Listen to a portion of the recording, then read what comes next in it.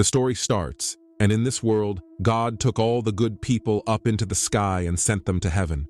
But the sinners were left behind on earth. The people who remained still wanted to reach heaven, so they formed a cult and completely stopped sinning. They took the idea of avoiding sin so seriously that they even removed their own vocal cords. That way, they couldn't speak or commit sins through words. The girl's name is Azrael, and she's the main character. The guy is Canaan, her lover. Both of them escaped from that cult. Azrael made a bracelet for Canaan. Later, when she saw Canaan had lit a fire, she quickly put it out. Otherwise, the cult members could have found them by following the smoke. Azrael got scared that they'd be caught because if they were, the cult would sacrifice them. She gave him the bracelet, and the two of them started getting romantic. But just then, they heard the cult members searching for them. Since the cult members had no voices, they used whistles to communicate. Canaan told her to stay hidden while he distracted them. He went the other way to mislead them, but they kept getting closer to Azrael. She started running, but one of the cult members spotted her and chased her down. Then another cult member showed up, and Azrael ended up getting caught. At the same time, Canaan was captured too. They locked them in separate vehicles and took them different ways. Canaan was being taken to the camp, while Azrael was being taken away to be sacrificed. They dragged Azrael out and brought her to the place where sacrifices were made. There was a wooden chair there, and they forcefully tied her to it. These people were more like butchers than humans. The lady's name was Josephine, and she was the leader of the cult. Azrael tried to beg her with gestures to let her go, but they were ruthless. Josephine slashed her leg, and blood started flowing like water. Suddenly, the winds picked up, signaling that death was near. They climbed up and turned their faces to the opposite side, making strange howling noises. Azrael struggled to break free. That's when a strange creature appeared, pitch black, looking like a zombie. But this wasn't just a zombie. It was something far worse, as you'll soon find out. Azrael managed to free one of her hands, and a boy noticed it. This was his first time at the sacrifice ceremony, so he didn't know the rules. He quickly went over to tie her back up, but she shoved a sharp wooden spike into his neck, and he started writhing in pain. The creature left Azrael and grabbed him instead, tearing him apart so brutally that even a zombie would be ashamed. Azrael escaped in the chaos. When the cult finished their howling, they realized she was gone and saw the creature dragging away their companion. Meanwhile, Azrael had gotten far away from them. The world now has nothing but endless forests, no buildings, no technology left. She reached a tunnel with water flowing nearby and washed off her blood, knowing the creature could track her by its scent. She wrapped herbs around her wound, but it was already too late. Another creature showed up. She quickly hid inside a room, but it didn't help. The creature followed her in. Luckily, the herbs masked the smell of her blood, so it couldn't sense her and eventually left. Israel started missing Canaan, worried that those people might kill him. She reached a place where there were tire tracks. Following those tracks, after quite a while, she finally reached the camp. The blockade around the camp was extremely tight. The people there had put up small tents, and everyone lived in them. Israel didn't face any trouble getting inside because, after all, this was the same place she had once escaped from. She knew exactly where to go and where not to. Carefully avoiding that man's gaze, she moved forward. Suddenly, she heard a noise. Luckily, nothing happened, so she didn't pay much attention to it. Then she spotted the bracelet she had once given to Canaan. Right then, Josephine appeared, the leader of the cult. Israel tried to hide from her, but Josephine happened to come right near the tent where Israel was hiding.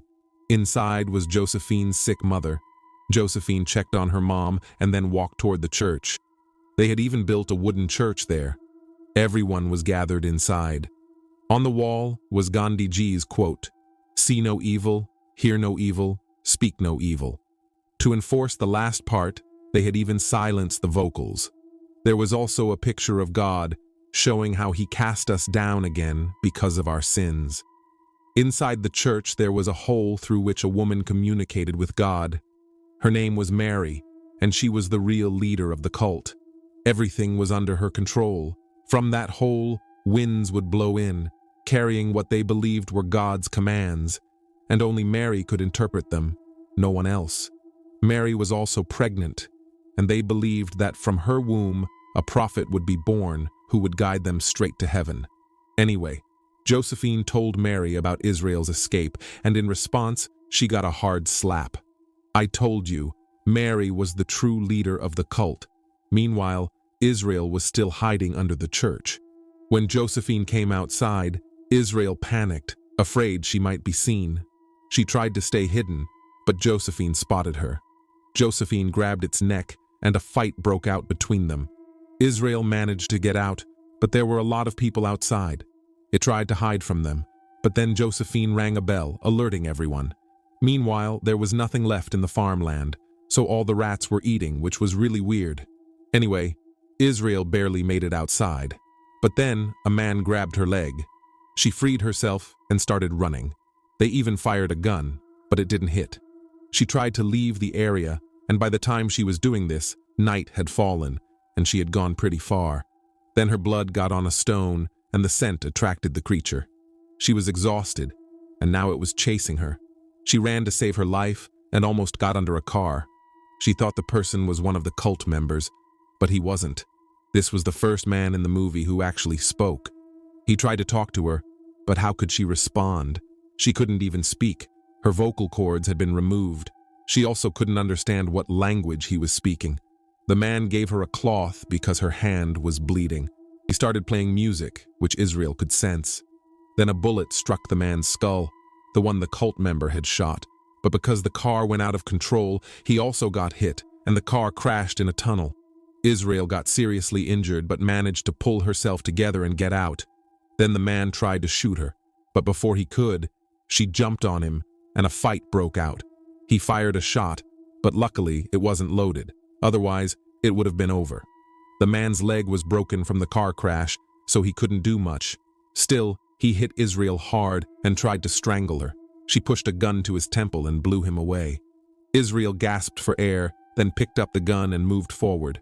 She saw a man staring at her and got scared, pointing the gun at him. But it was Kenan. She started approaching him, but then she got caught in a trap and hung there.